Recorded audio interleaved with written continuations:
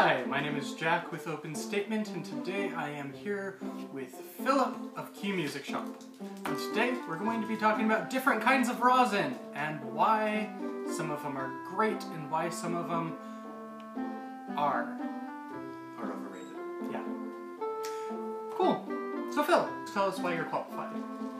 Well, I've played for several years. I play violin, viola, and cello.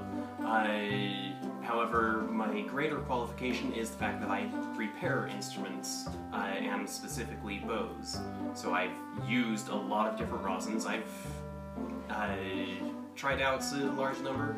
I own a small music store that carries a lot of different rosins that I've brought. We're going to talk about this actually in about 4 segments. We're going to talk about your cheap basic rosins for beginners. We're going to talk about interesting rosins. We're going to talk about different kinds of rosins. Then we're going to talk actually about 2 of our personal favorites. And I'm a cello player. I've played cello for about 14 years now. But anyway, so Phil, how many different kinds of rosin are there? Well, a lot. I'll just give you some shots of catalog. This is one of the catalogs that I can order from for rosins for my store. On each of these pages you can see each one of these squares is a different kind of rosin. There's a lot of them. There's rosins that are small, there's rosins that are large, there's rosins that are specifically for violists. There's more rosins than one could try. It's best to just find a good recommendation and try that, see if that works well for you. Try a bunch of different rosins. We're hoping to give you some recommendations here. So, to talk about our first rosins, we're going to talk about these very basic student rosins here. If you want to open that one, Phil. Here we have the D'Addario Light and the D'Addario Dark rosin. Both of these, they're for beginning players. They're great if you have no idea what you like in rosin first. Of students' rosins, these tend to be some of my favorites. I am personally a fan of the D'Addario company, as is rather obvious. This was not planned today for me to wear this shirt. I like the D'Addario company, and it's what I put on this morning, not being aware that I was going to be in this video. And he really didn't. So, anyway, most people as they begin to play, they'll start off with one of these ones. I personally, as a cellist, I like the darker rosins. I like it because it actually helps the hair grip the string and make a really bright, beautiful, heavy tone. Which, when you're a beginning player, it's kind of one of the great things about playing, is being able to jam and rock. It's particularly useful for cellos to make sure that it has the level of grip that they need in it. Cellists particularly will want to make sure that they have a dark rosin so that when they pull that bow across the string, it will grip and produce a note firmly every time. So next we're going to be talking about these other unique rosins. First, and I actually don't know anything about magic rosin, so tell me about it, Phil. This is one that I actually was able to try out at the NAMM show that I went to recently. It's one that is new on the market. They let me try out one of their bows that didn't have any rosin on it beforehand,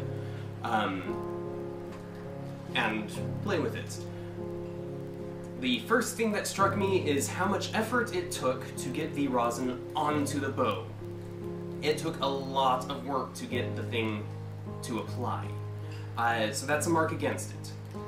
Once it was on the bow, I was only able to play for 5-10 minutes, and it performed rather well. I didn't have any real complaints about its performance aside from the massive amount of dust that it produced immediately after applying it. When I finally was able to get the rosin to take, and then brought that onto the string, there were literal billowing clouds of rosin that came off of the instrument. Overall, I'm not a huge fan of it. I'm certain there are players that this will be beautiful for. I'm not sold on it. A pro of this rosin, though, is it is made in the US. That's a little bit difficult to find for several rosins, and that is a bonus in my book. That's true. The next one we have is actually the Old Master Private Reserve handcrafted rosin. This rosin has been made for the same for hundreds of years, and it's actually pretty decent stuff. As you can see, it comes in this nice little pretty tin, and a little bit of rosin goes a long way. It performs well. It's a lighter rosin, but it does a good job. Grabs onto the strings and does what rosin's supposed to. I don't have any personal experience playing with either of the old masters that we have here. This one is one that contains gold flecks. I am not sold on the gold flecks rosins. Perhaps you in the comments, if you have experience that you can state of why gold is fantastic in rosin, you can enlighten me. I personally have not been sold on why gold flecks in rosin is a significant benefit to the player, other than it's cool to say my rosin has gold in it. Which is significant. It's good rosin, but mostly it's just cool to be able to say, hey, my rosin is so fancy it has gold flecks in it. What does your rosin have in it? Probably significant for me to mention, it's the gold 2 that has the gold flecks in it. The one the Old Master Private Reserve does not, to my knowledge. Well, and continuing with the topic of gold flecks, we also have the gold flecks rosin, which actually is a rosin that is special and significant because it has actual gold flecks in it. If I can get the camera to actually pan in a little bit, I can show you a little bit. Just looking at the rosin, you can actually see the gold flecks in it, how pretty it reflects. This is a beautiful rosin. It's beautiful. As far as performance, please, yeah, it does what it's supposed to. I have no idea what the gold flecks are for, so if you do know, please comment below. Also, like and subscribe. Otherwise, we're going to talk now about a little bit more specific kinds of rosin. These ones right here. Cool. And Phil, this is the kind you use in your shop, right? Yes. This is the Art Light rosin. I am particularly fond of this rosin being used in my shop because it applies very quickly, but is a fairly neutral rosin. I can put it on immediately after doing the rehair. I can apply this. It takes very little work for me to do so, and it acts as a primer for any rosins that the customer is going to want to put on afterward. It performs very well. Is not my personal favorite for performing, but we'll get to that one later. And this one here, this is one, if you play violin, viola, cello, you're not going to actually use. But this, for those bassists out there, the upright bassists, this is bass rosin. Of all of the rosins that I carry for bassists, this is the go-to for bassists. Very few other rosins will give you the texture that you need on your bass. Now, this one, if you can't see, it's a lot more viscous than the other rosins. It actually is moldable. You squeeze it, it squeezes inward a little bit. And this brand, it's called Pop's Bass Rosin.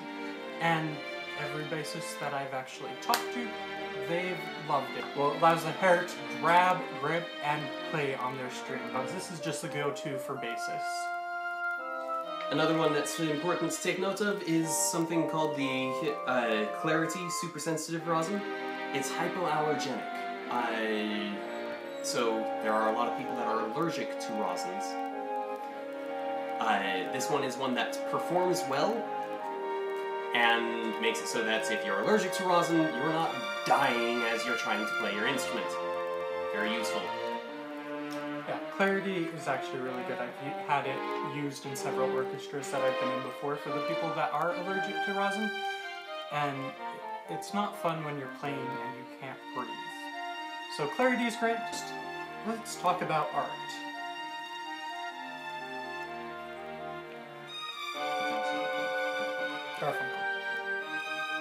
This is art rosin. It is great stuff. Specifically, Art's dark rosin, which is different than the one that we talked about earlier. This is light rosin. This is dark rosin. Art dark rosin is the highest grip non-base rosin that I have ever come across. It's one of my favorites as a cellist. Not for solos or anything, but when I really just want to rip with the strings, play hard. Art rocks. I mean, you just touch it to the string and you already have sound. Like, it grips. It does have a couple drawbacks, though. One of the problems with art rosin is it produces a ridiculous amount of dust. And if you're a beginner player, you'll learn how annoying dust can be. If you're an experienced player, you know how annoying dust can be. And art produces a lot of it. You'll want to make sure to wipe off your instrument after playing every time. Every time. I cannot tell you how many instruments I have repaired the finish on because the player had a high dust rosin like Art's dark rosin and didn't wipe it off every time after they finished playing. It can damage the varnish on your instruments if you don't. Mm-hmm. It's great, but you should also be making sure that you wipe off your instrument every time anyway, regardless of the rosin. Worth the cost of wiping the rosin off if you're looking for something with that level of grip. Mm-hmm. It is so strong of a grip, it is too strong for many players. Mm-hmm. I've had a couple friend violinists that tried to put it on, and it was not good for them, to say the least. It just kind of too powerful, not good for them. Which brings us to the one that's, in my opinion, has the widest range of appeal. Yeah, this is my favorite rosin as well. This is Jade. For one, it's pretty. It's pretty. Has a pretty name too. This one ranks in 9s to 10s across the board in my book. In the lack of dust, it ranks at 9. Mm-hmm. It's very easy on those that are allergic to rosins. It has almost the level of grip as the Art's rosin. It has fantastic smooth texture when you need it to be smooth. It has grip when you need it to be grip. And the tone that it produces is fantastic. Yeah. I am a fan of Jade rosin, and they don't pay me to say that. If anybody from Jade is watching this, I wouldn't oppose. I wouldn't either. But Jade is really my favorite, and it has been for years. It's my go-to rosin when I need something. If I'm going to be doing any solo work or anything like that, I like Jade because it does give me the flexibility to go smooth when it needs to be smooth, to jam when I need to jam, to actually just bring out full ranges of sound. I go to art when I need those sharp tones, but Jade is by far probably just my favorite all around. Fiddlers are going to love art if they don't mind the dust, but even fiddlers will still find Jade to give them the level of grip that they need. If you're a fiddler, you know you need your rosin to grip. Those are the two that will do it for you. And Jade, it's not hypoallergenic so much like Clarity, but it cuts back on so many issues. I've had friends that are allergic that have still been able to use Jade just because it's such a mild. It's pretty much hypoallergenic. It's not, but most people can. It's cellophane based rather than tree sap based. Yeah.